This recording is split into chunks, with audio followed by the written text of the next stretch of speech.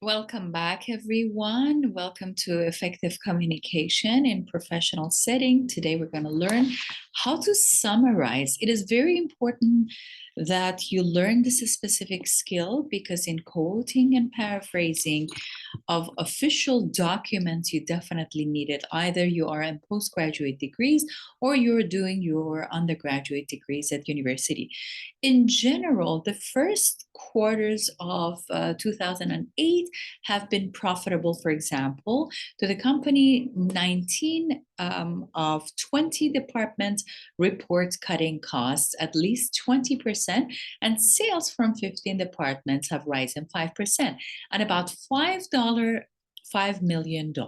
Despite this positive development, most department heads believe that they will not be able to maintain these levels for the remainder of the year. If you want to summarize this, you only focus on the main ideas, no details. So the summary revision would be this short. The company has driven profits from January to June of 2008, but the rest of the year is not expected to be as good.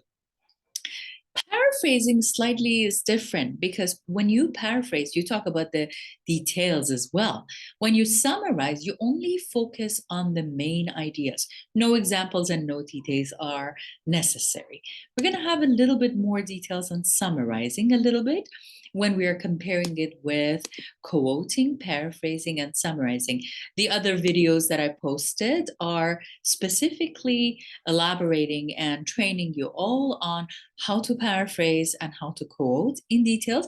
But in this session, I'm going to give you a little bit of a brief explanation on how to do each of them. So within this is practice, when you summarize, I give you some practices on comparing of quoting and summarizing. When you're quoting, you're directly addressing the main ideas that you borrow from some other sources. So these three ways of incorporating other writers' ideas within your writing will give your writing a thorough style and making it more professional. Quotation specifically must be identical to the original. Word by word, sentence by sentence must be exactly the same with quotation marks. And you use the narrow segment of the source, and they must match the source document word for word and must be attributed to the original author. Paraphrasing, on the other hand, is known as putting a passage from the source material in your own words. You add the details and you add the main ideas. When you paraphrase, the attribution is from the original sources, and the paraphrase material is usually shorter than the original passage. So taking somewhat broader segments of the source and condensing it slightly. Summarizing, as it is the focus of this session specifically, my main concern is summarizing the main content that you borrow. It involves putting the main ideas in your own words. You include only the main ideas in summarization or summarizing. It is important to attribute summarized ideas to the original sources. We don't add any ideas, we don't subtract any ideas. We stick to the main ideas that are given, and summaries are specifically and significantly shorter than the original one and take a broad overview of the source material. So, the question that some students are asking is why use quotation, paraphrases, or summarizes, or summaries basically? In order to have a thorough writing and not to constantly borrow exact same word from say other sources, you need to rewrite it within your own words to make your writing more professional. You cite it, you reference it in APA style. That in my other videos I communicated and talked about that.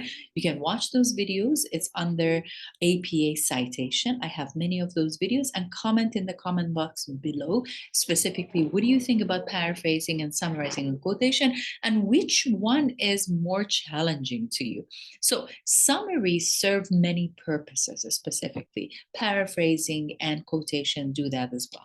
What are those specific jobs that all these components do? They provide support for claims or add credibility to your writing. You don't need to copy the content. You cite it, you reference it. If you have the quotation, you paraphrase it and you summarize it. You refer to the specific work that lead up to the work that you are now doing. So basically, you're not having exact same words. Always, you just try to paraphrase and summarize. You also give examples of several points of view on a subject in order to write professional papers, either at work or professional setting at universities and colleges. The students specifically need to access different sources to have enough documents and pieces of evidence to support their ideas. So those examples are driven from those main content. You call attention to a position that you wish to agree or disagree with by paraphrasing, quoting, and summarizing. You also have a chance to highlight a particularly striking phrase, sentence, or passage by quoting the original. You also distance yourself from the original documents by quoting it in order to cue readers that the words are not your own work. By citation in APA 7th edition, mm, quoting, paraphrasing, and then summaries and referencing, of course, you have a chance to distance yourself from the documents that are primarily written. So you expand the breadth or the depth of your writing by those three steps. Remember that writers frequently mix and match the summaries and paraphrasing and quotation to make their writing more professional and more interesting. So avoid having many of them, like many paraphrasing sentences. Try to mix and match the summaries, paraphrasing, and quotation. A part of a summary of an article, of a chapter, of a book, and so on. For example, when you're at university, for your graduate degree, when you read an article, a very long, let's say 100 pages of a book, you need to bullet point it and summarize it to yourself to have a better understanding of it. We have some other examples of how to do the quotation and paraphrasing in this session. When we practice the summary, let's say the essay, for example, um, we're going to have some other practices. When you have an essay, you need to read main ideas of the essay in order to be able to summarize and to paraphrase or to quote. When you do that, um, nobody has to go to school if they don't want to. For example, that can be an example that is given, right?